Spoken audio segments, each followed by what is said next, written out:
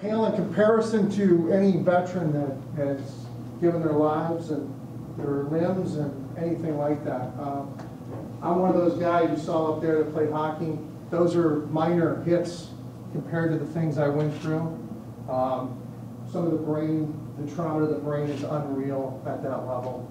And we're just thrown to the wayside. So I know what your son felt like. We are lonely.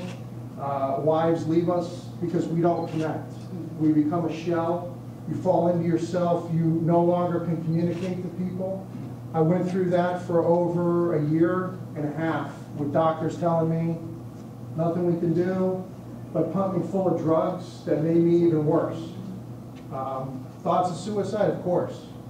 You know, the three young hockey players that just committed suicide, they all did commit suicide.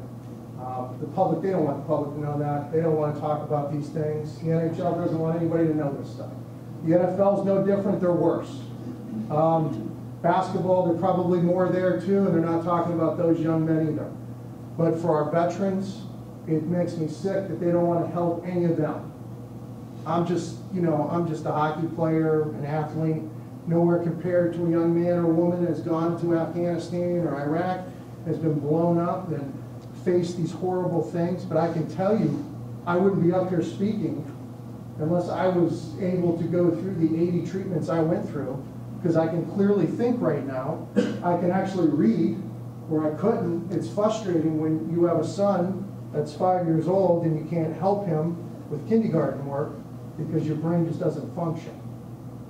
If it wasn't for Rob Beckman, Tim Fanning, Dr. Mosiani, Dr. Sinakis, I wouldn't be up here. I'm going through a horrible case for my son right now, and I can tell you if I was going through that without these treatments, I most likely would have committed suicide.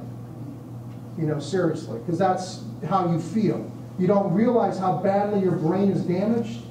And after the years and years of playing a pro sport and being a fighter in hockey into my professional career, and having guys cheap shot me and hit me from behind and knock me out in the first period, and then the coach puts me back out in the third period and expects me to fight because he walks down the end of the bench because I'm the fighter and taps me on the shoulder and says, go out there and fight that guy. That guy's 6'5", I'm not 6'5". He's 250, I'm not 250. But I'd fight him. My buddies would tell me days afterwards, oh yeah, you beat him up.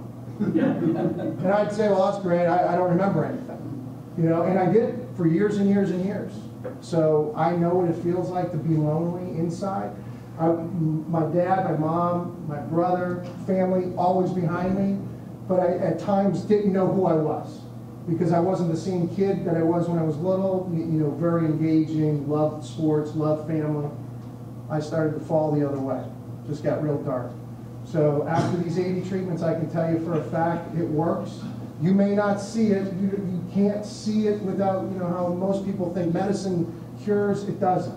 This oxygen cures because I feel 100% better. I still have headaches, yes. But let me tell you, the headaches I used to have, they were on a scale of like 100 because that's how bad they hurt. And all you want to do is just end it because you can't take it anymore. So I can relate to your son in that sense. I can't relate to him being a veteran.